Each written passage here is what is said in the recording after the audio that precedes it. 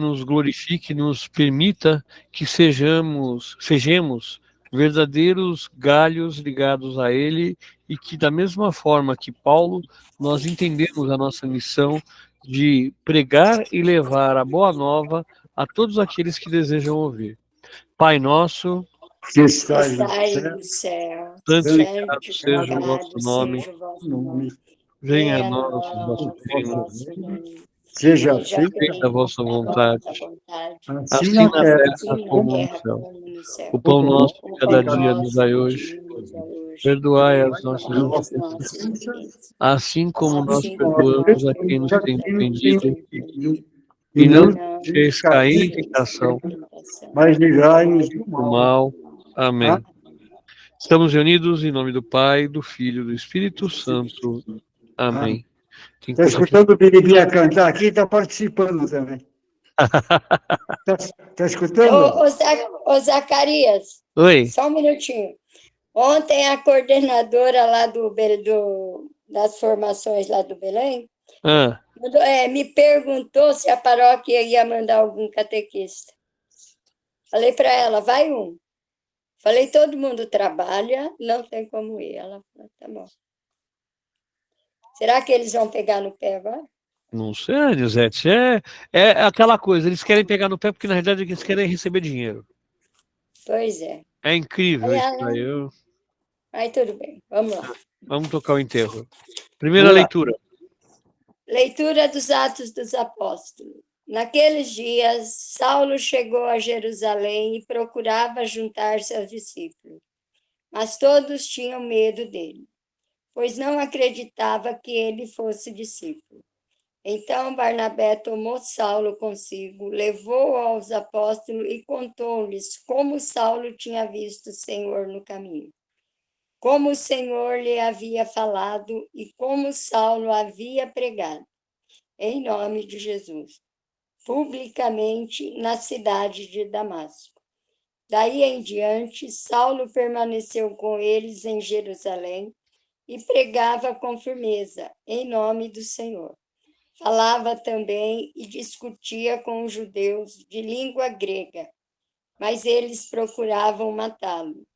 Quando ficaram sabendo disso, os irmãos levaram Saulo para Cesareia e dali o mandaram para Tarso.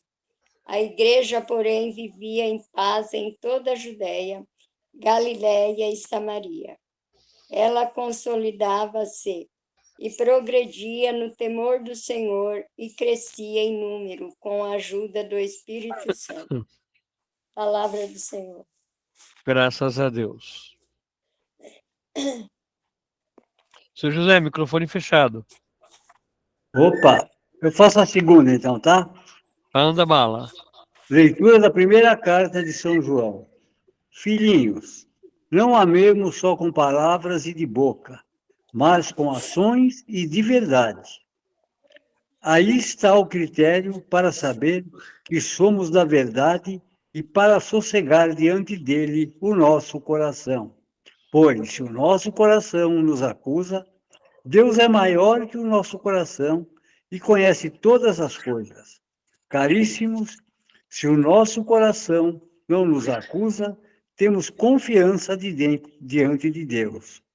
E qualquer coisa que pedimos, recebemos dele, porque guardamos os seus mandamentos e fazemos o que é do seu agrado. Este é o seu mandamento, que creiamos no nome do seu Filho Jesus Cristo e nos amemos uns aos outros, de acordo com o mandamento que ele nos deu. Quem guarda os seus mandamentos permanece com Deus e Deus permanece com ele. Que ele permanece conosco, sabemos-lo, pelo Espírito que ele nos deu. Palavra do Senhor. Graças a Deus. O Senhor esteja convosco. Ele está no meio de nós. E nós. Proclamação do Evangelho de Jesus Cristo segundo São João. Glória a vós, Senhor.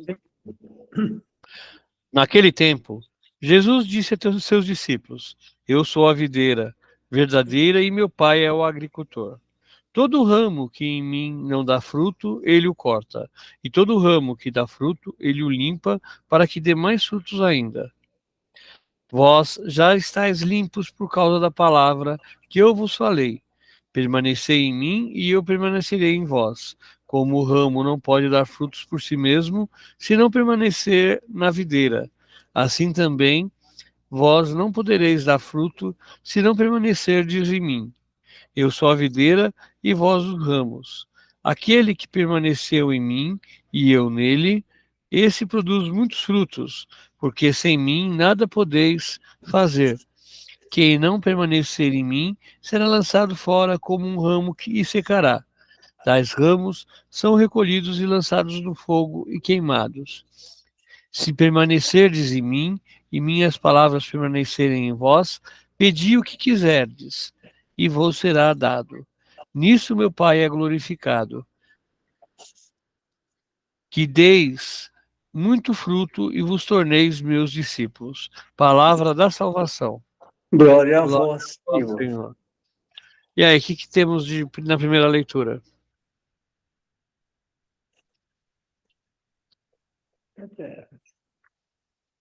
Eu fiz no meu resuminho, Zacarias, a fé e a força do Espírito Santo agiram em Paulo pela conversão verdadeira e do acolhimento da comunidade antes perseguida por ele. É o início da propagação da fé e o testemunho verdadeiro e sincero de Paulo, que dá início à igreja, fonte do Evangelho de Jesus.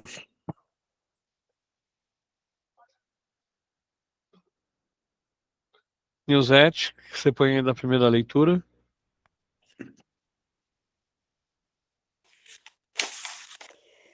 Quando se fala que o povo tinha medo dele, é porque ainda não acreditava que ele estava convertido, né? Perfeito. Então achavam que ele veio para continuar a perseguição, mas, no entanto, ele já estava pregando, ele já anunciava, né? Porque já tinha acontecido tudo aquilo com ele e ele realmente converteu de coração. Que o que deveria acontecer conosco também, muitas vezes. Que tem muitas pessoas ali que estão precisando de conversão, viu, Zacarias? Pelo que a gente Sim, eu ouve, sei. ó, só Deus. Só Deus, viu? É muito mais fácil eu pregar o que eu quero ou buscar o que eu quero do que pregar o que Deus quer. É muito mais fácil a gente fazer as coisas por obrigação do que fazer por livre e espontânea vontade. É muito mais fácil, por exemplo, eu tenho a obrigação de pagar o dízimo. Não, o dízimo não é uma obrigação. O dízimo deve ser uma doação de coração. É um dever que se fala, não é? Sim, mas antes de ser um dever, ele não é, aí eu vou fazer minhas as palavras de Pedro em Atos 5. Você doa o que você quer e o que você pode. Isso. Se você não quer doar ou não pode doar, você não doa. Deus não vai te punir por isso. Agora, o que você não pode fazer, exemplo de Ananias e Safira, é querer bancar o bom na frente da comunidade, mas, ao mesmo tempo, estar desviando aquilo a seu próprio favor. Que é o que a gente vê muito. É muito mais fácil eu chegar e falar assim, eu vou doar 10 reais, porque eu recebi 100. Eu estou dando dízimo, mas eu recebi 1.000. Mas eu não quero doar 100, porque 100 é muito. E a mesma coisa, eu vou doar, eu quero que o Padre Anísio até brincou na comissão de obras com o seu Geraldo, né? Ele fica tirando com a cara dele, que o seu Geraldo doou aqueles envelopes.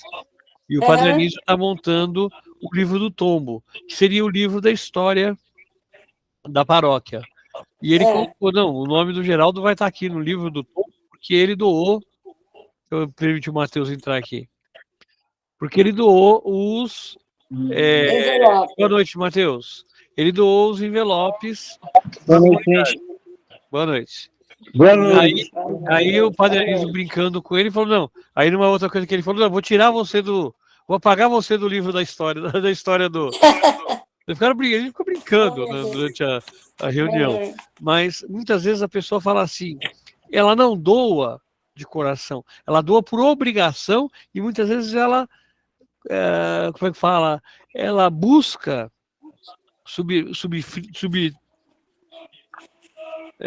me fugiu a palavra. Submissão?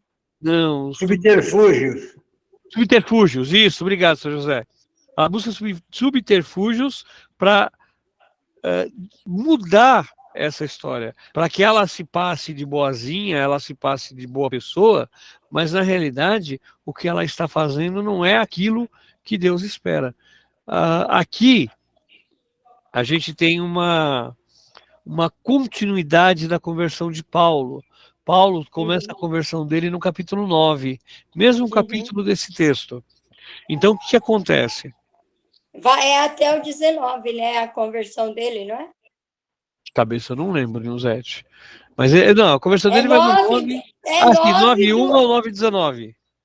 É 9 do 1 ao 19. Isso mesmo. É isso ele aí. é batizado por Ananias e a partir daí ele volta a enxergar e. Sim. Então.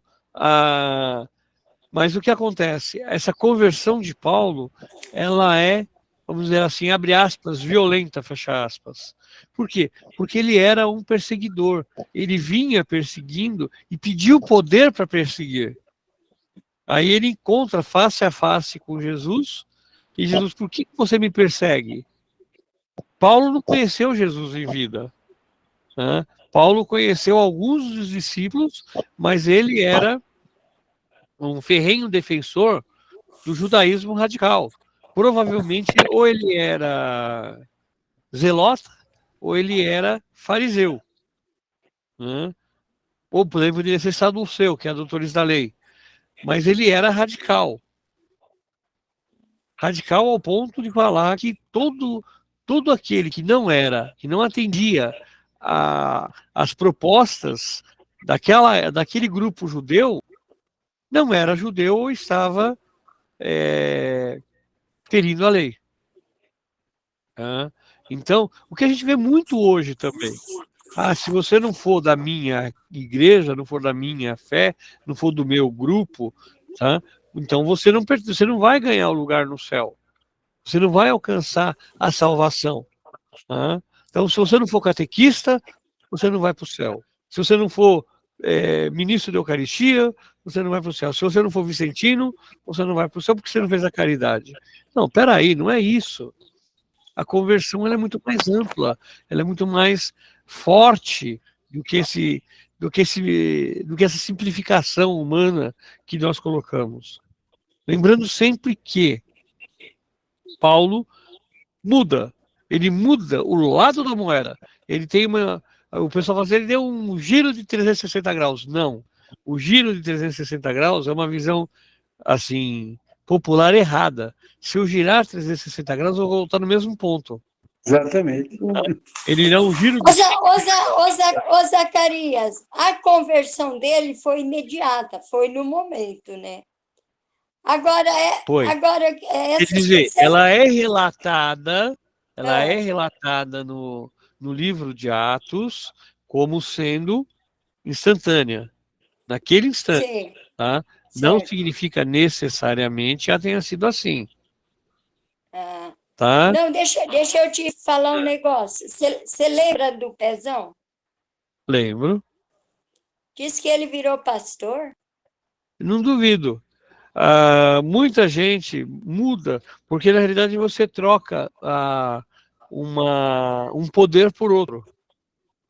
Então, muitas vezes a conversão é verdadeira, eu conheço. Não, esses dias o cabeleireiro do Cauã estava me falando. Ele falou, ele se converteu, hoje ele é pastor.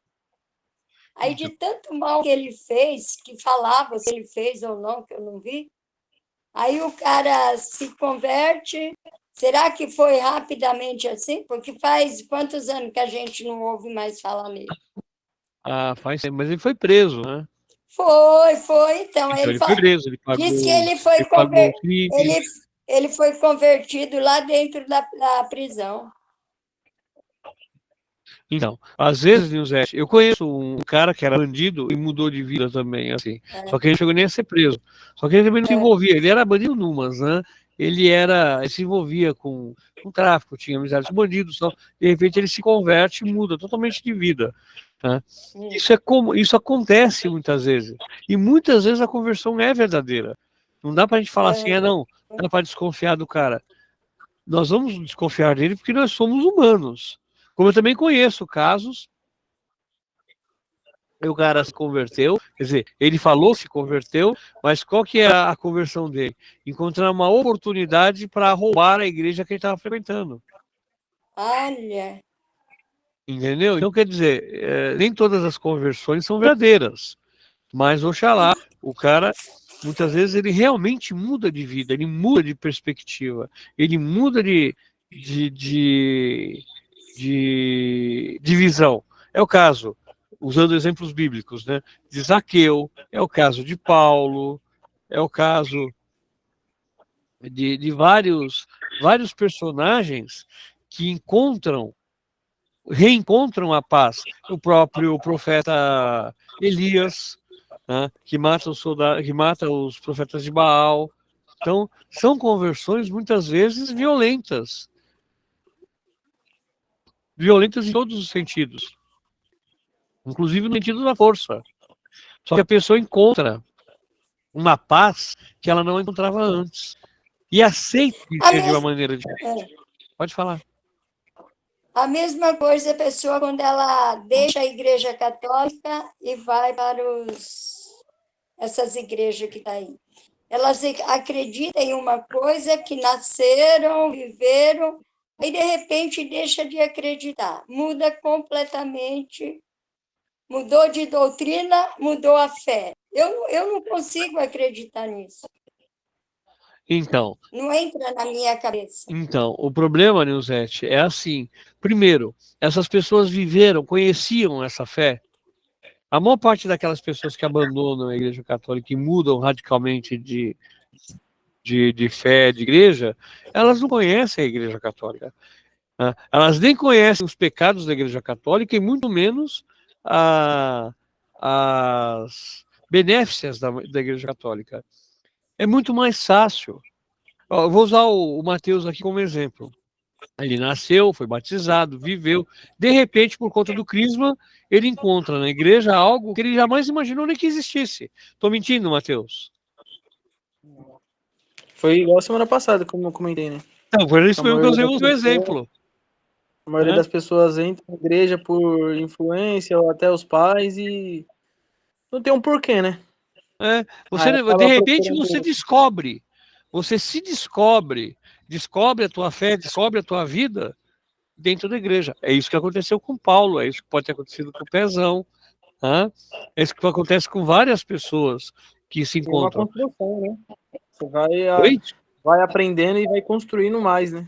Sim, já falava Albert Einstein, à medida que o cérebro se abre para um conhecimento, ele não se fecha mais, só tende a aumentar.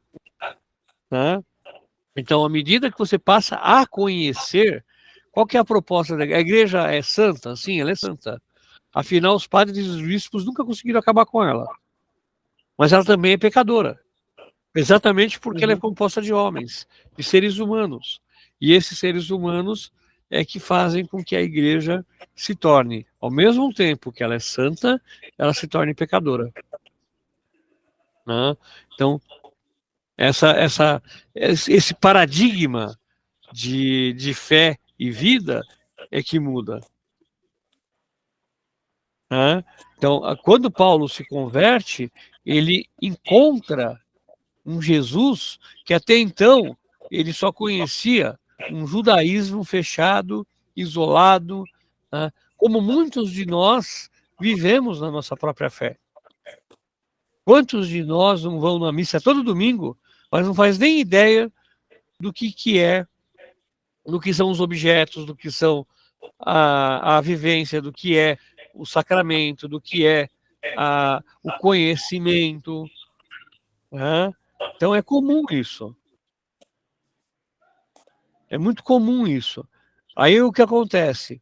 Paulo recebe uma missão não para se manter junto aos judeus, como ele é judeu, mas para atingir os gregos. Tanto que você vê aqui, ó, falava também e discutia com os judeus de língua grega. Os judeus de língua grega, em geral, ou eram prosélitos ou filhos de prosélitos, ou seja, pessoas que mudaram, abraçaram a fé judaica, não tendo nascido no judaísmo, ou filhos daqueles que abraçaram a fé judaica, mas não eram de origem judaica. Né? Só a partir daqui, a partir de Paulo, é que você começa a ter uma expansão do cristianismo. Que aqui, Paulo, aqui no capítulo 9 nem tanto, mas a partir do capítulo 10, capítulo 11, quando você vai ter o concílio de Jerusalém, você tem o rompimento da igreja judaica com a igreja cristã. Você deixa de ter uma como é que fala? Você deixa de ter uma seita judaico-cristã e passa a ter uma igreja cristã. Você rompe o selo, o lacre que prendia as duas, que é o Concílio de Jerusalém. Então, para você... O que eles decidem no Concílio de Jerusalém? Para você ser cristão, você não precisa ser judeu. Essa é a grande decisão do Concílio de Jerusalém. Para você ser judeu, para você ser cristão, você não precisa ser judeu. Se você, para ser cristão, não precisa ser judeu, você se livra do grande empecilho que a fé judaica trazia, que era o batismo judaico, que era a circuncisão. Ô Zacarias, todo filho de judeu, o judeu casa com uma cristã, o filho dele tem que fazer a circuncisão, certo? Ou não? Uhum. Aí é que tá, Nilzete. A princípio, ou em teoria, sim. Porque todo judeu vai levar o filho para o judaísmo. Lembra? A fé judaica é uma fé antiga, então ela é machista. O filho não é da mulher, o filho é do homem. Não, então, aquele padre que eu te falei, então... Ele foi judeu. Sim, ele fala, ele não fala que ele é judeu. Ele foi judeu. Ele abraçou o cristianismo. Tá, por causa da mãe, talvez. Ou da própria vivência dele. Então ele foi circundado e quando ele não quis mais... Só que aí é aquela coisa, da mesma forma que o nosso batismo, embora não seja visível o sinal, ele é indelével, ele não pode ser removido, a mesma coisa o batismo judaico não pode ser removido. Quer dizer, ele não pode ser recolado, né? Pelo que esse caso é removido de verdade.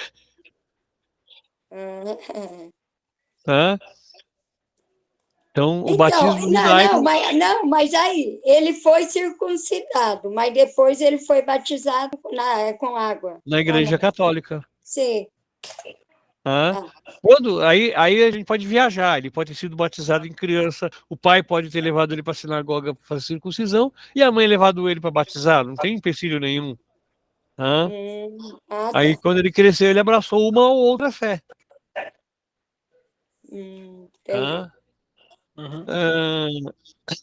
Aqui... Agora deixa eu fazer outra pergunta. Comentar outro caso. Lembra daquele menino que eu falei que ele foi batizado na igreja ortodoxa? Lembro. Pois é. Eu falei assim, o mal das pessoas vai em qualquer lugar e não sabe o que está fazendo. Porque batizou o menino, crismou o menino e chegou aqui e falou que ele nem era batizado, ele ia receber todos os sacramentos. Aí depois falou assim, ele foi batizado lá em tal lugar, não vale. Traz o batistério. Isso. Aí quando eu vi lá, padrinho de crisma, nem a Olga tinha percebido.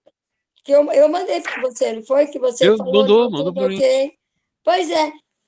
Agora, para que a pessoa não é daquela, vai lá, recebe o sacramento e não sabe o que recebeu? E a mãe dele não sabia? Não frequentava? Não. Ela colocou ele e disse que ele não tinha nenhum sacramento. Aí depois, chegando perto, a Olga foi confirmar com todos. Ah, ele foi batizado em tal lugar. Aí ela, Nilzete, ele foi batizado, precisa batizar de novo. Aí eu falei, Olga, eu acho que a ortodoxa não precisa, é o nosso batismo. Foi quando eu falei com você, falei para os dois padres. O padre Anísio ficou na dúvida. Então, Aí na ele falou, dúvida, ele pode até ser batizado, porque é o batismo de confirmação. Aí o padre Anísio falou, eu vou te dar um documento para você ler. Aí foi no padre Benedito. Ele pegou e falou, eu vou falar com fulano, vou mandar. Mandou no dia seguinte, ele falou, tudo ok. Foi para chancelaria. Eu falei, Zacarias já tinha falado. Ah, chancelaria. Aí confirmaram para ele que tudo ok. Que ele é batizado.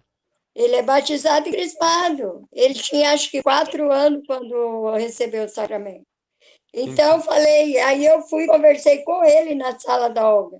Falei, você só vai receber a Eucaristia. Eu falei, você quer ir participar do retiro? Vai, mas você não tem mais para quê?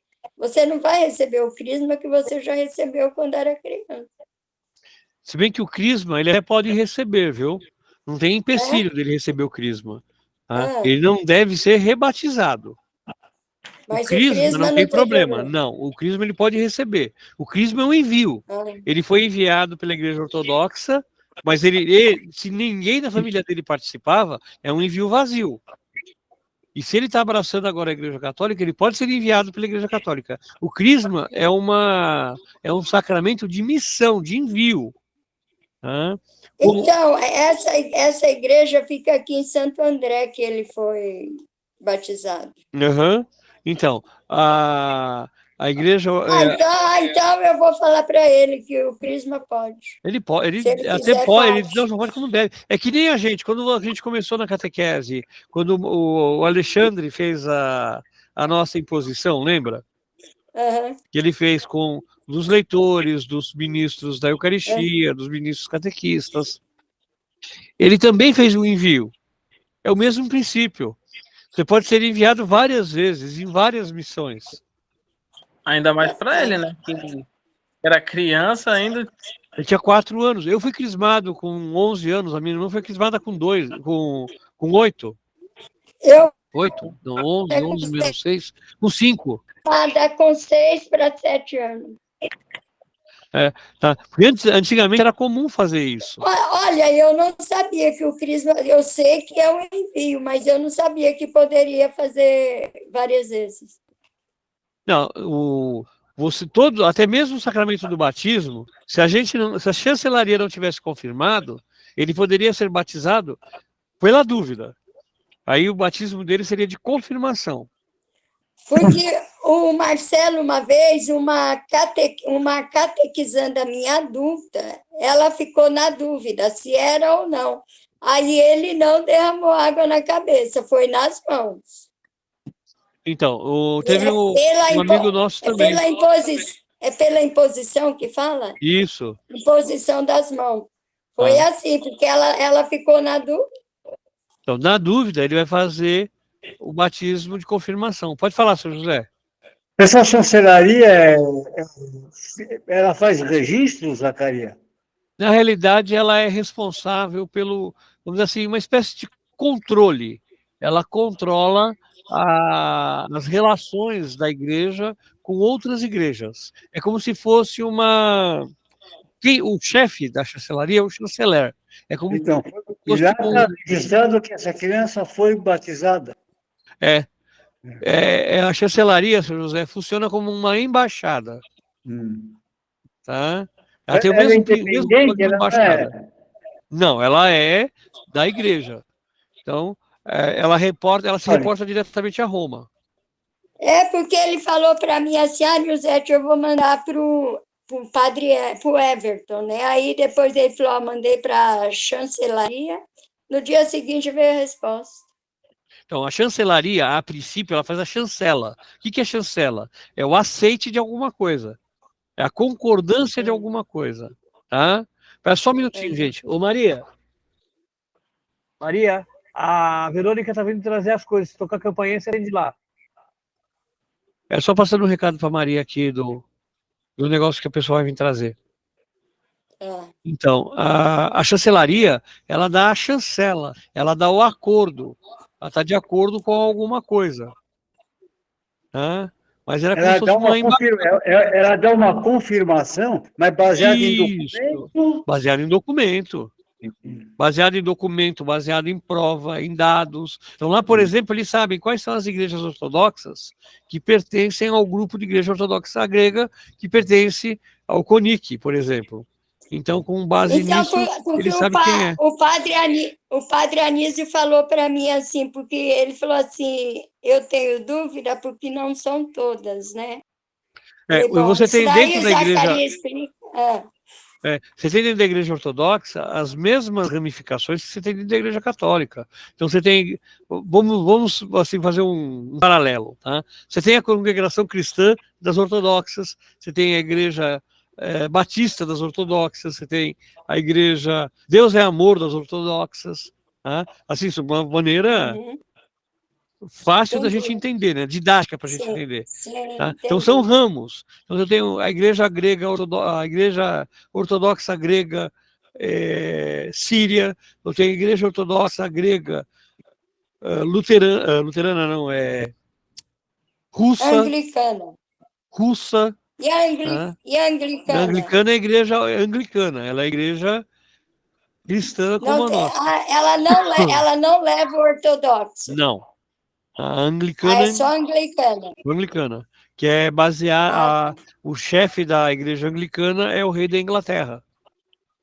Tá. Tá? Foi Henrique VIII que rompeu com a igreja romana e criou a igreja anglicana. Sim, senhor. Tá? Então você tem várias. Você tem várias vertentes da igreja ortodoxa. Tá? Então, algumas dessas vertentes, elas rompem, e rompem, inclusive, com o pensamento tradicional da igreja. Tá? Só para você ter uma ideia, não está tendo a guerra da Rússia? A igreja ortodoxa russa é uma, e a igreja ortodoxa como é que é o nome do outro país? Deu branco aqui, gente, falhou. Ucrânia. A igreja ortodoxa ucraniana é outra. Eles celebravam o Natal no mesmo dia, 6 de janeiro. Aí, a partir deste ano, a igreja ortodoxa da Ucrânia rompeu com a igreja ortodoxa russa, que as duas nasceram na mesma vertente, e passou a celebrar o Natal em 25 de dezembro. Da mesma forma que o Ocidente. Então, porque as igrejas do Oriente celebram em 6 de janeiro o Natal. Dia de Santo Reis. Isso. Mas, na realidade, a gente sabe que Jesus não nasceu nem num dia nem no outro. Né? Pois é. O que mais se aceita é que Jesus deve ter nascido por volta do mês de junho ou julho. Né? E a chegada dos 3 reis até o menino Jesus pode ter acontecido por volta de janeiro do ano seguinte. Né? Porque os caras não pegavam metrô naquela época, nem trem-bala, né? Então, a caminhada era complicada. Até chegar lá. Então tudo isso é difícil. É isso aí o Marcelo Diácono, ele falou sobre isso na teologia. Então, a gente tem muito a nossa visão de sociedade e projeta na sociedade do século I. Não era assim. Não dava para pegar um avião em Israel e baixar na Síria, por exemplo. Então você tem toda essa... Os caras andavam a pé, máximo de camelo.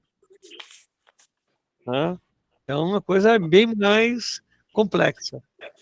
Bom, voltando aqui para o texto, né? Mais alguma coisa da primeira leitura? De minha parte, não. Não. Segunda leitura, o que a gente tem de importante aí?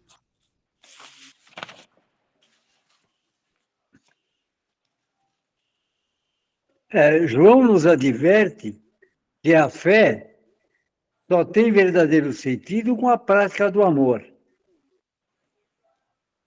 um amor incondicional como de Deus, que o entregou seu Filho como prova incontestável, né?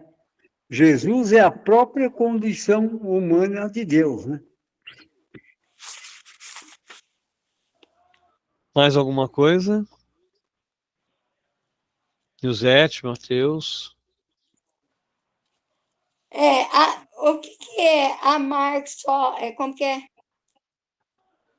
Se não amemos só com palavras e de boca, o que quer dizer isso? Eu tô meia burrinha. É mais Só ou menos aquilo, falar.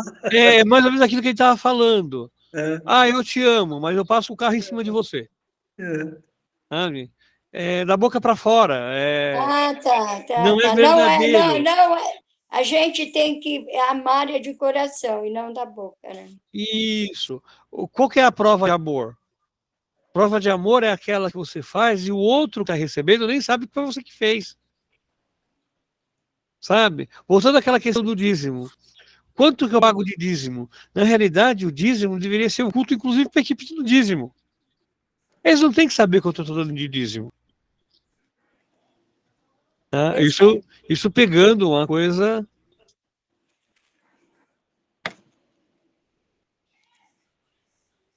Sumiu a boca do Para lobo. saber se. Ficou Como que é? bonito. Oi? Para saber se somos de verdade. Oi, Lisete? Não estou falando, para saber que somos de verdade, para sossegar diante do nosso coração. E quando a gente fala, quando a gente é falso, eu acho, será que se arrepende, bate arrependimento? Por Não que eu sei. fiz isso? Às vezes bate, às vezes não. Porque é difícil ser falso, né? Porque, olha, Ah, não, isso aí depende, tá? É difícil ser falso para uma pessoa honesta. Que para uma pessoa que já está habituada a semear discórdia, a ser então, falso, por isso que eu estou falando, mas é difícil, Zacarias. Quando a gente é correto, eu acho que se faz a coisa errada, está escrito na cara. não. Mas isso é porque você é correto. Tá? Você é correta. Se você não é correta, você não vai nem tomar conhecimento. Você vai fazer de conta que não é contigo. Sabe? Misericórdia. Mas o ser humano é daí para pior, né? O ser humano, ele é muito eu. Por isso que nós temos o pecado original. O pecado original é aquele pecado que nós nos bastamos. Eu me basto. Se eu me basto, não preciso de mais nada. E não é assim. Tá? Agora, uma coisa que eu achei interessante nessa carta de São João, além, lógico, daquilo que eu já comentei com vocês, as cartas de São João são cartas carinhosas. João escreve essas cartas de maneira amorosa, de maneira carinhosa. Mas olha só o que ele escreve aqui. Creiamos no nome do seu Filho Jesus Cristo e nos amemos uns aos outros de acordo com o mandamento que ele nos deu. Isso reforça aquela ideia de que João, das cartas, seria o João evangelista. Né? E não o João do Evangelho nem do Apocalipse, mas que o João das cartas seria o João evangelista. Aquele que é jovem, né, Zacarias? Primeiro, ele é jovem que... primeiro era o mais, de acordo com a tradição, de acordo com as pesquisas, seria o discípulo mais jovem de todos. Ele é o filho da mulher que ofereceu a casa para a última ceia, seria isso? Não, de acordo com um apócrifo, tá? Quem oferece a casa para a última ceia é o mesmo casal que Jesus foi no casamento nas bodas de Caná. Tá? Então Jesus realizou o milagre nas bodas de Caná, o primeiro milagre, né? De acordo com João, e esse casal teria oferecido a casa para Jesus, para ele realizar a última ceia. Oferecido uma casa, oferecido um espaço que eles tinham. E era uma família abastada, era uma família que tinha dinheiro. Tá? Mas é interessante, inclusive, a gente tem que pensar o seguinte também, a possibilidade de João ser Joana. A gente nunca pode tirar isso do radar também. Até a forma carinhosa de escrever de uma mãe para filhos também levanta essa possibilidade. Tá? Então, sendo mulher e jovem, ele fugiu incúlume de toda a perseguição. Porque todos os outros discípulos morreram por volta do ano 60, 68. Tá? Todos foram mortos, ou perseguidos, ou martirizados, mas todos morreram. Tá? No ano 70 já não deveria ter nenhum, já não deve ter nenhum apóstolo vivo. É a exceção de Paulo. Não, Paulo morre no ano 64, junto com Pedro. Tá? Na Revolução Judaica do ano 70, né, todos os discípulos estavam mortos, exceto João. João teria morrido por volta do ano 100. Né? Então, mais um motivo que reforça a possibilidade de João ser mulher. Tá? Que a sociedade... Ser uma Joana. Ser uma Joana. Ou nem João seria, né? Usaria um pseudônimo. Aliás, nem Joana seria. Usaria um pseudônimo para escrever. Tá? O que era muito comum. Lembrem, tá? Só a gente pensar assim, quantos eram Isaías? Eram 3. Quantos eram Zacarias? 4.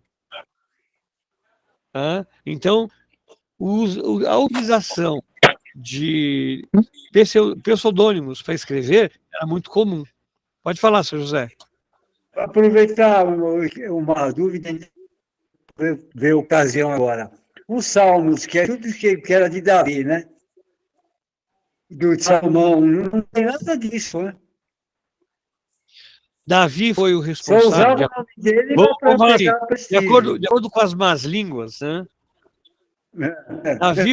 Davi e Salomão, mais Salomão do que Davi, foram responsáveis por coletar essas canções e, através do financiamento deles, algumas foram adaptadas a serem ao nome de Javé. Então, eles pegavam canções de vários lugares, e foram adaptando para salmodiar a Deus, né? Para engrandecer a Javé. Então, nem era de Javé, elas nem eram voltadas a Javé, e nem foram escritas por ele. Tá? Ele simplesmente coletou. Aí depois ele ganha a fama. Tá? Davi, embora ele seja colocado como um tocador de harpa, quem gostava de tocar harpa, era um guerreiro. Tá? Ele podia até gostar de tocar harpa, mas gostava mais de usar um arco. Tá? Ele era um guerreiro, não tinha nada de bonzinho em Davi. Tá? Salomão, ele pede a sabedoria, também é uma jogada de marketing. Ô Zacarias. Diga, Nuzete. A turma de sábado, foi sábado mesmo? Sábado? Sim, foi sábado. O menino, ele veio da pré. Aí ele falou para mim assim, Nilzete, se Adão e Eva teve 2 filhos, aquela pergunta que você já tinha jogado por aí. Se Adão e Eva teve 2 filhos, um matou o outro, como que o povo... Caim mata Abel. Aí ele falou assim, como que esse povo nasceu? Aí eu falei para ele, meu filho, não faça pergunta difícil, isso não é assunto para você. Aí expliquei para ele, anulando o Caim e Abel e falando de Abraão, que foi o que criou o novo povo, né? Eu falei, quando você tiver idade, você vai aprender e entender. Hoje em dia você não aprende. Não entende. Como vocês disseram, na pré eles falam sobre Caim e Abel. O que não deveriam. Porque pois é, falei para ele, não. Você falei cria para ele, é muito difícil para vocês entenderem. né? Você cria uma dificuldade enorme. Existem assuntos que você, não que sejam proibidos, tá? Mas que não são recomendados. Imagina eu pegar, Lógico. mesmo a catequese de 9 anos, imagina eu pegar a Santíssima Trindade. Se para nós, que somos adultos, que somos experientes, que temos bagagem, entender a Santíssima Trindade já não é fácil, imagina para uma criança de 9 anos. Então, pois é, Sabe? aí falei para ele, quando você for adulto, aí você vai entender, hoje você não entende. Ele falou, tá bom. Mas a tua saída foi boa, passar para Abraão, mesmo porque em Lógico. Abraão você consegue trabalhar os 3 grandes povos, as 3 grandes descendências, os judeus, os cristãos e os muçulmanos, que são os ismaelitas, os israelitas e os que vieram de Cristo, né? Então, porque na hora que ele fez a pergunta, eu joguei Abraão, falei assim, logo mais vocês vão ter o encontro todinho, vai saber direitinho toda a explicação. Aí ele falou, tá bom. Então, deu para parar ele um pouquinho. Então, é complicado você pegar uma criança de 9 anos e explicar para ela que Adão e Eva eram um conto. Caim mata Abel, Deus expulsa ele e dele ele faz um povo. Como é que vai fazer um povo se não tinha ninguém? Então, foi o que ele falou. Entendeu? Falei, Então, meu pai, eu falei, Zacarias já tinha falado isso. É complicado. Não, tem que falar com essas meninas. Parem de falar sobre Caim e Abel e o dilúvio, gente.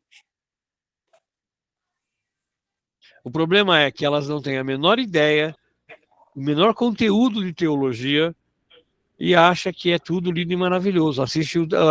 Assiste lá o filme na Globo e depois acha que pode trabalhar tudo isso daí.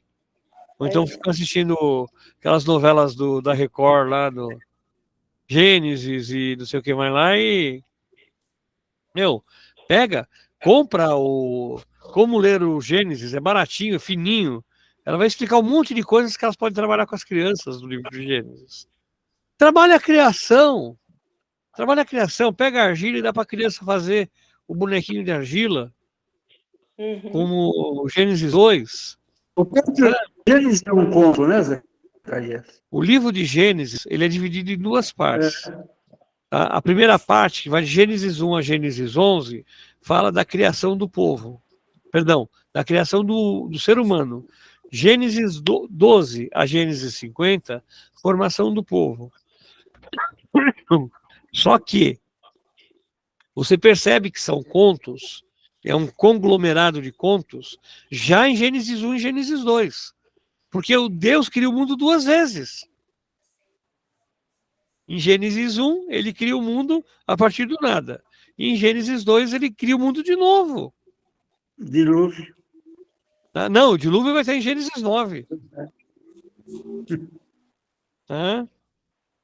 Então é complicado você pegar esse tipo de coisa. É complicado você trabalhar essas ideias assim soltas. Então é muita coisa, né, Zacarias?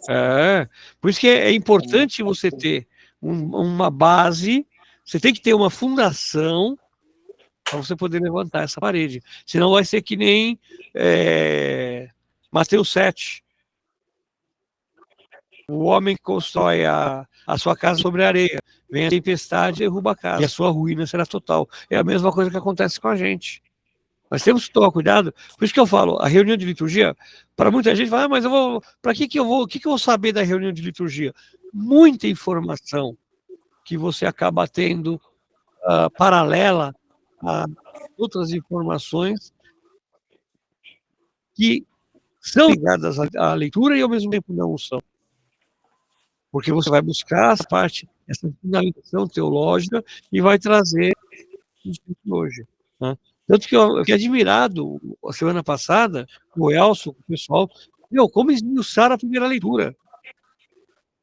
Foram tirando as coisas da primeira leitura ali, como quando de repente você vai ver, secaram a primeira leitura. Né? Mas é esse que é o trabalho da liturgia, é você tentar pegar e entender, esmiuçar esse conhecimento de maneira que você consiga levá-lo adiante. Um padre, esse dia, na formação, ele falou, gente, quando a gente pega um texto para ler, é como você estivesse assim, ó, atrás de uma moita observando. Você tem que descobrir o que ele quer dizer, você tem que buscar, você tem que pensar. Mas E foi exatamente o você que eu vai estava. mastigar ele. É exatamente o que eu estava falando na formação daquele domingo. Você vai buscar Sim, qual que é a principal ideia daquele texto. Esse é o tema do seu texto. ele falou assim, tem que aprender a ler. Ele falou, você lê. Se você leu a primeira e não entendeu, lê a segunda, a terceira, a quarta, a quinta, uma hora sua cabeça abre e você vai E funcionar, e você toma consegue. cuidado. Uma coisa que vale para nós aqui que somos leitores, que amanhã vocês podem estar montando liturgia, tomem cuidado para que o texto não diga o que você quer que ele fale. Não, mas ele explicou tudo isso. Ele não pode falar o que você quer. Você tem que descobrir o que realmente É o ele que quer. o que Jesus quer te passar. Essa é a Então, tem que ser o nosso entendimento. Então, é buscar no texto aquilo que o texto quer te dizer, e não o que você quer que o texto fale. O padre Paulinho, padre Paulo César Gil, ele comentava muito interessante quando você ia fazer, ele ia ensinar sobre extração de ensinamento, que ele fala assim, não, aqui ó, no versículo 18, quer falar o quê? Que Deus me ama. Afinal, filhinhos, não amemos só com palavras, quer dizer que Deus me ama. Então, se eu deixar, todo o texto vai falar que Deus me ama, porque é mais fácil. Mas o que quer dizer aqui? Aqui quer dizer o quê? Assim, uma das possíveis interpretações, né? O amor tem que ser verdadeiro, refletido em obras.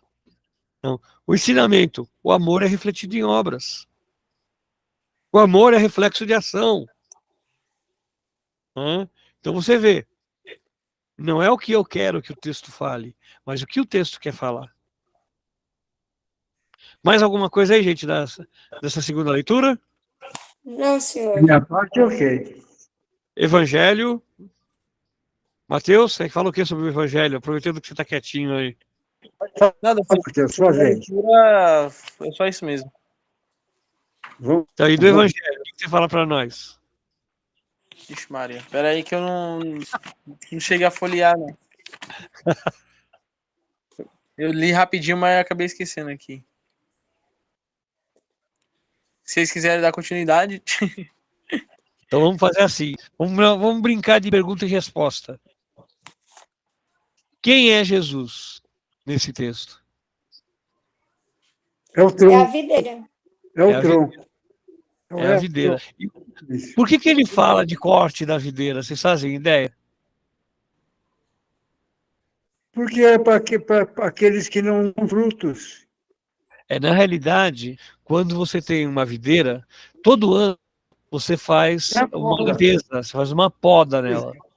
Tá? Então você vai tirar aqueles galhos que estão mais fracos, você vai tirar alguns galhos mais fortes para replantar, tá?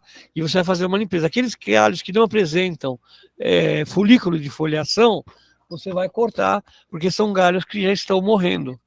Seria o mesmo princípio da gente pensar na bananeira. O que eu faço com a bananeira depois de cada banana?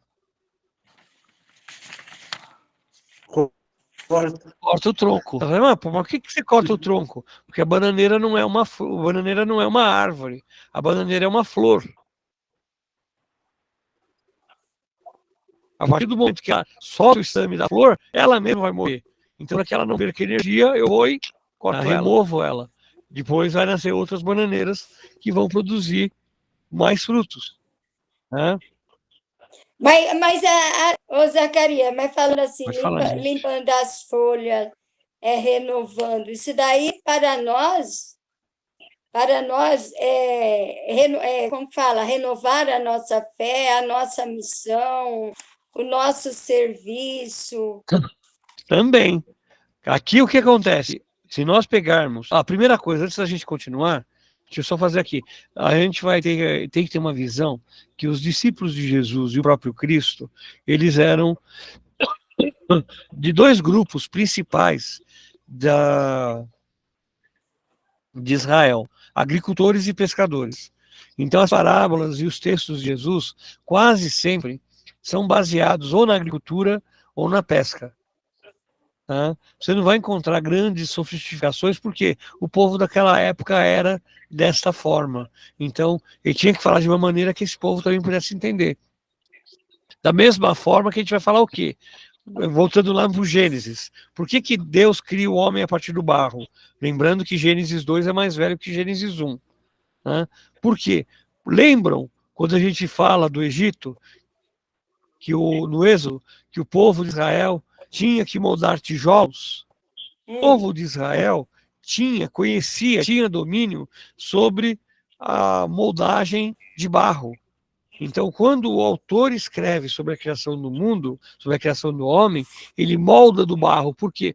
Porque eles tinham esse conhecimento de moldagem. Eles sabiam moldar, eles sabiam manipular a argila. Então,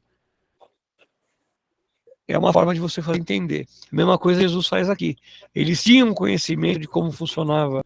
Se eu chegar hoje, num catequizando, que nunca viu uma videira na vida, que nunca viu um pé de banana na vida, né, que mal conhece uma goiaba, como é que eu vou explicar para ele esse tipo de coisa? É difícil. Tá? Ele não vai ter conhecimento disso. Então, ele tem que estar sempre buscando um exemplo que a pessoa seja capaz de compreender. Tá? Voltando, então, para o texto.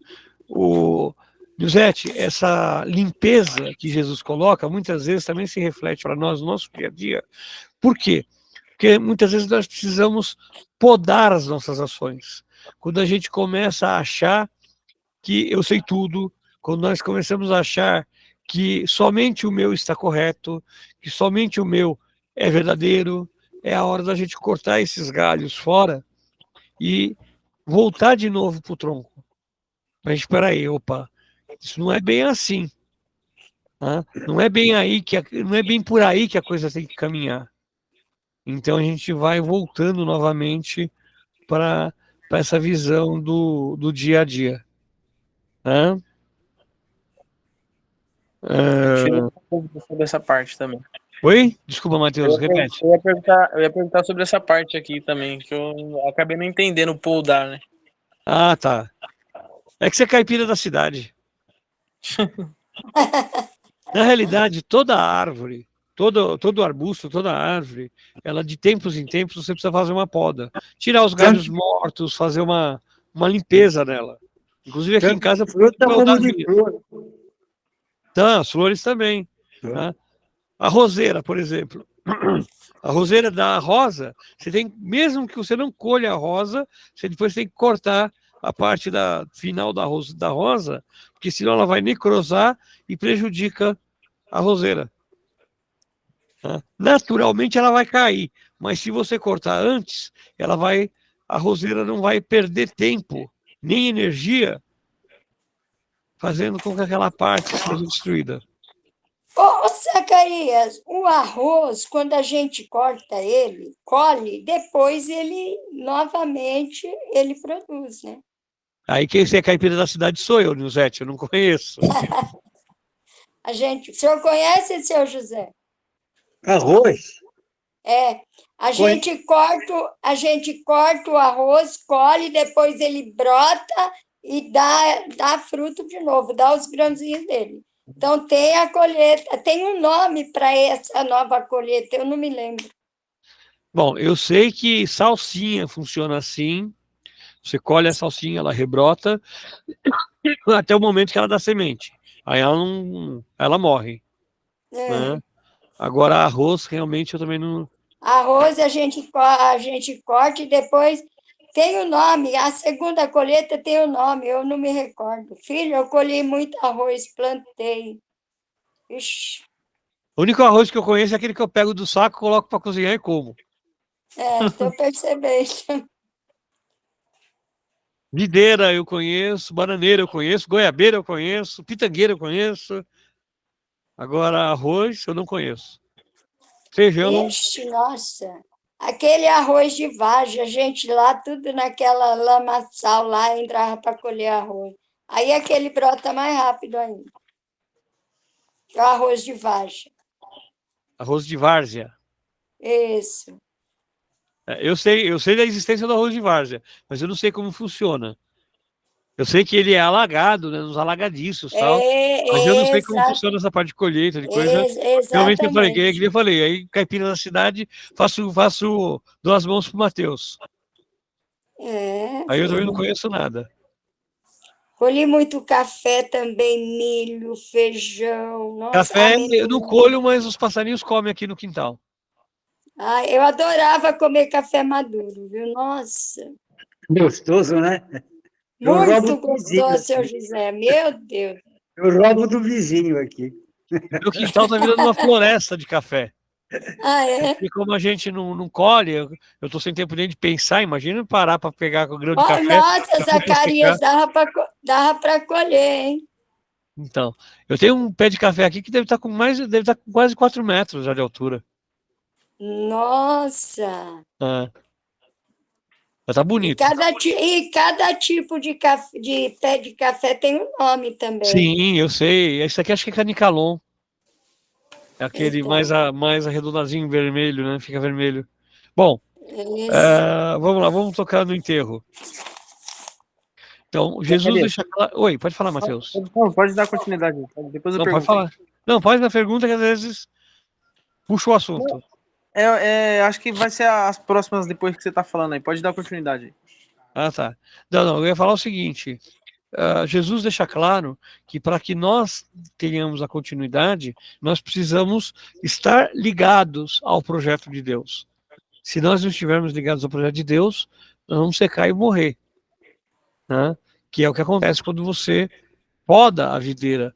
E se você não cuidar dela, não tratar dela, ela vai morrer. É que é a mesma coisa como aquele onde fala que ele é a cabeça e nós somos os membros, né? É o mesmo. Ele é o tronco e nós somos o membro. A mesma coisa, a videira e nós somos os ramos. Isso. Que Jesus é a cabeça e nós somos os membros é a carta de São Paulo aos Coríntios, 2 São Paulo aos Coríntios. Sim, então, é a mesma coisa. Nós temos que realmente estar ali, ó, caminhando junto, ligado a ele. Isso. Diga, Matheus, o que você ia perguntar? Era nessa parte mesmo, Zacarias, aí, ó. Quem não permaneceres em mim será lançado fora como um ramo e secará. Era essa parte aí que você tinha falado, comentou agora. Então, ele continua falando da queima. É tradicional, é tradição. Você queima os galhos secos das videiras, da cinza, você joga nos pés da videira, tanto para fortalecer ela como para evitar pragas. A cinza da videira... Ramo, né? Oi? O próprio ramo? Você queima e depois essa cinza que sobra, você joga nos pés da videira. Os ramos secos. O que mais, gente? Pedi o que quiseres e vós será dado. Isso do meu pai. Isso, meu pai, glorificado que Deus me transformou. Vocês veem, aqui, ó, nós temos um ponto que a gente muitas vezes confunde, tá? E muitas igrejas fazem uso desse tipo de comentário, tá? Para abusar da boa-fé do povo. Pedi o que quiseres e vos será dado. Que foi o que o Mateus estava lendo agora. Muita gente faz uso desse tipo de afirmativa para falar o quê? Falar que você precisa dar algo a Deus para que ele te retribua. Aquela famosa, você dá 10 para Deus, ele vai te devolver 20. Ou a outra frase comum, né? Quem empresta ao pobre, quem dá a Deus empresta ao... Não, como é que é? Quem empresta ao pobre dá a Deus. Empresta a Deus, né? Virou uma propaganda, né? Como se Deus fosse Deus de... Como se Deus fosse recurso financeiro, um banco. O que não é verdade. Tá? O dinheiro, como já dizia Jesus, o que está na face da moeda? É a cara de Deus? Não, é a cara de César. Se é a cara de César, dá a César o que é de César. O dinheiro é uma invenção humana.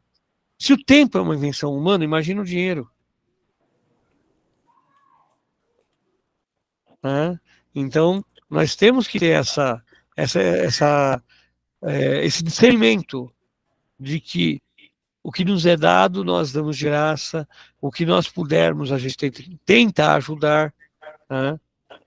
E vai semeando as coisas da vida. Beleza? Beleza. Certíssimo. Zacarias, Diga.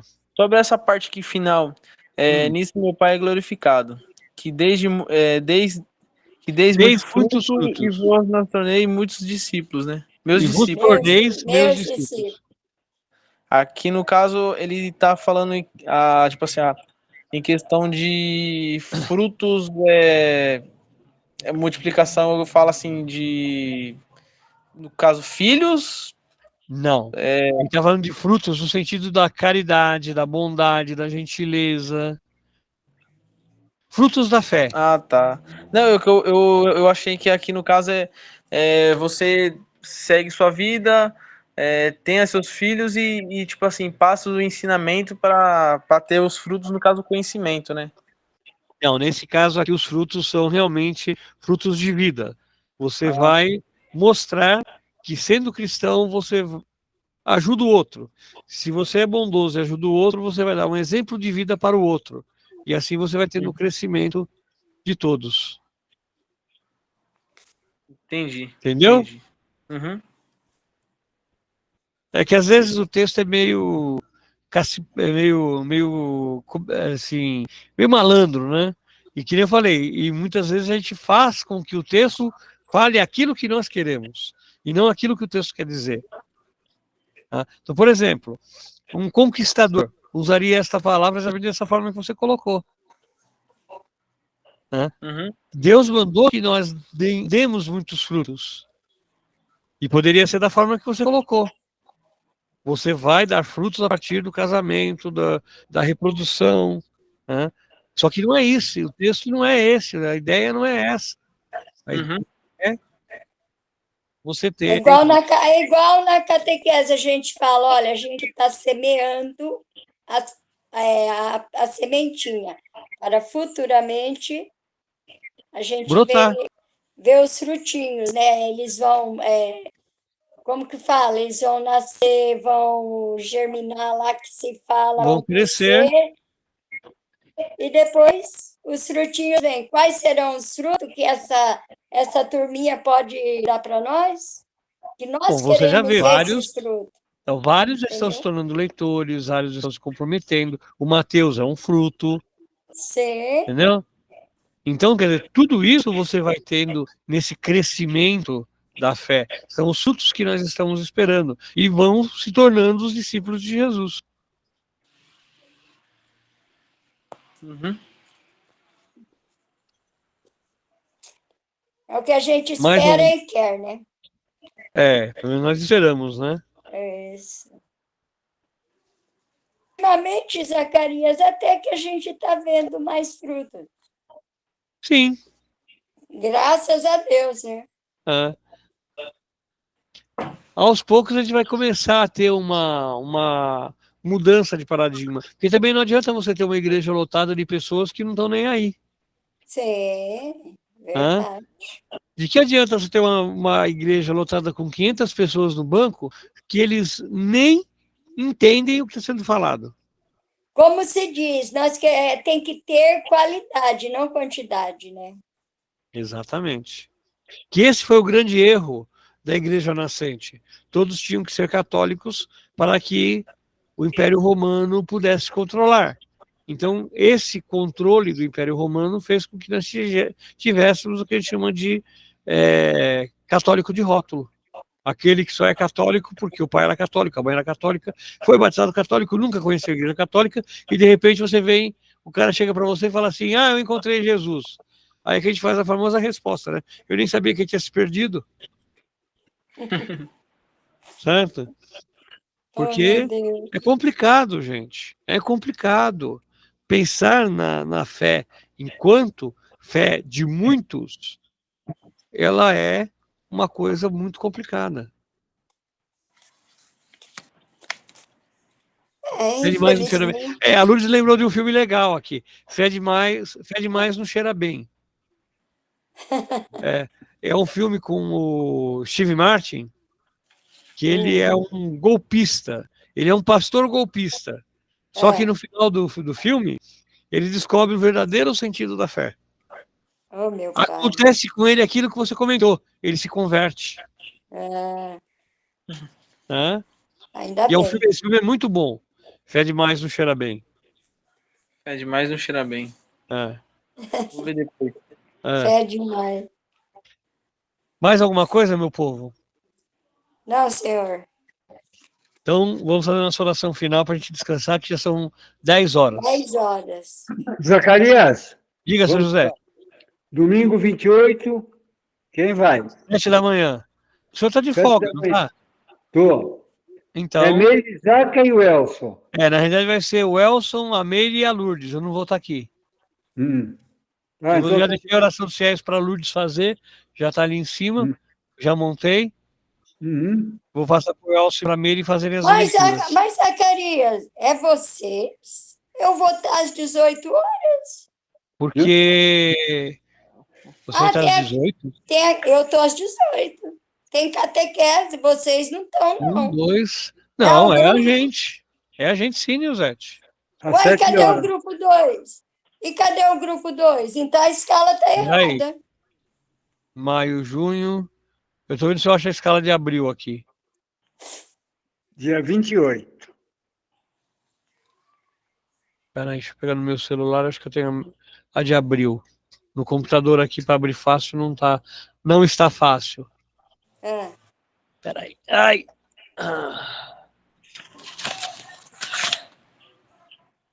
Só, deixa eu voltar pro... Deixa eu ver vocês aqui.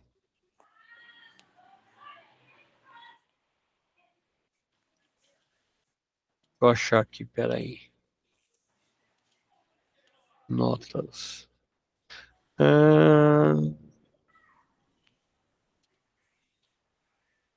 Cadê? Porque domingo passado eu estava nas 7 da manhã e o grupo Mirim, aí foi o 4. O 5 foi foi na semana e o 1 às 7 da manhã. O 2 é às 18, não é você às 18. Essa escala... Eu estou de folga?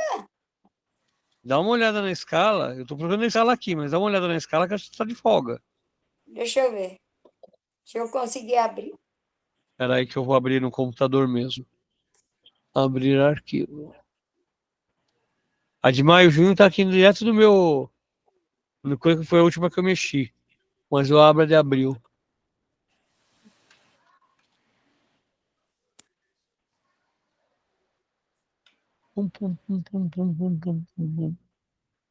Peraí, eu vou achar aqui.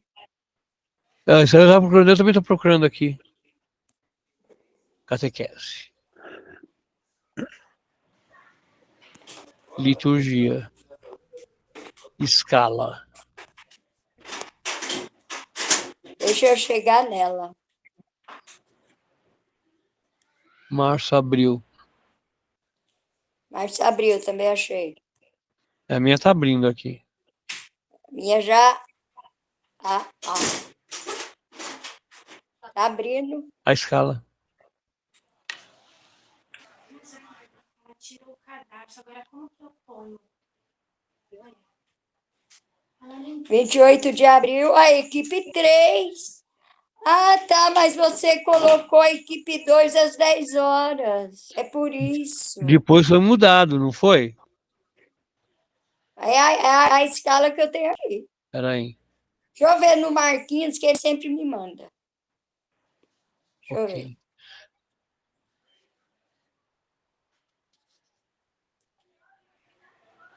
Marquinhos. 28 de março. 28 de abril. Catequese, equipe 2. Foi mudado, Nilzete. Você está com a versão, você tá com a versão mais velha.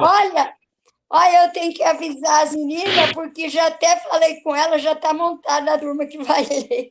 Então, ela foi mudada essa escala. Você está com a versão antiga. Ah, eu só tenho a antiga. Então, foi mudada, porque foi a Cleide descobriu o erro. Tanto que quando eu mexi aqui, eu mexi na escala da equipe 1 inteira. Então, eu estive a sede, estou livre.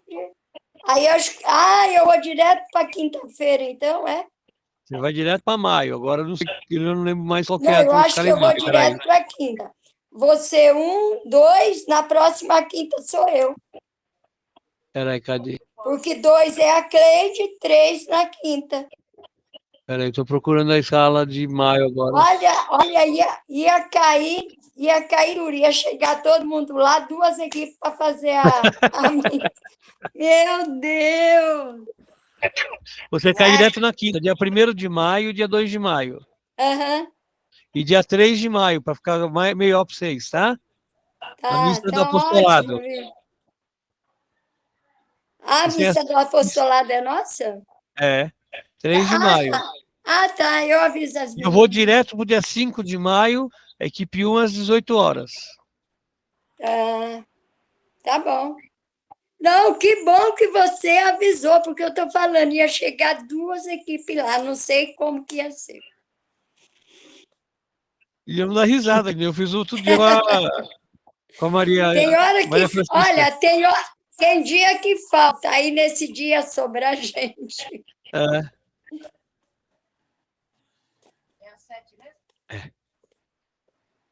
É verdade, Nilzete. Tem dia que falta e esse dia sobrar a gente. Pois é. Deixa eu te falar, eu vou pegar aquela Ana Rosa. Eu vou falar, filha de uma boa mãe, você não me fala mais nunca que você vem fazer leitura. Porque ela deu furo de novo. Ela não foi. Aí fui no lugar dela, falei, filha da mãe. Não adianta, ela não vai, Zacarias. O pai dela é que nem a Lourdes Sala, ele inventa sair, leva elas, ela não tem o que fazer. Fazer o quê, né? Mas tudo bem. Agora, quando ela fala, eu quero fazer, eu falo, minha filha, não adianta, você não vem, o que adianta? Tem que ter uma suplente? Tem que ter sempre alguém na cartola? Então, tem que ficar uma de lado ali, né? Porque se precisar. A gente fica de olho, porque eu entrei, desci da catequese, era 15 para as 10, né? Aí tô lá e falei, gente, deixa eu colocar o lecionário. Aí alguém falou assim, faltou uma leitura, acho que foi o Miguel. Ele falou, só tem eu e fulano. Aí fui para a porta com a OPA. Aí eu vesti, eu falei, se ela aparecer, eu falo para ela, pode sentar, porque depois que eu vi, se eu não tiro. Não, mas que nem a Lourdes falou aqui, a irmã pequena dela vai ser a mesma coisa, elas têm vontade, mas o pai não ajuda. É verdade. O pai não ajuda, o pai inventa de dizer, vamos sair, pega, enfia elas no carro e vai embora. Exatamente. Aí ela não tem como ter compromisso. Bom, vamos fazer nossa oração final. O Senhor Jesus disse, se permanecerdes em mim e minhas palavras permanecerem em vós, pedi o que quisesses vos será dado. Confiantes nessa promessa, da qual a primeira a acreditar foi Nossa Senhora Maria, Mãe de Jesus, nós pedimos que o Senhor nos ouça e que Maria interceda por nós. Ave Maria, cheia de graça, o Senhor é convosco, bendita vós entre as mulheres, bendito é o fruto do vosso ventre, Jesus. Santa Maria, Mãe de Deus, rogai por nós pecadores, agora e na hora de nossa morte. Amém. Fiquem em paz e que o Senhor proteja cada um de nós. Em nome do Pai, do Filho e do Espírito Santo. Amém. Beijão a todos. Amém, São José. Até a vista. Até. Oi? Até, se Deus quiser. Em té.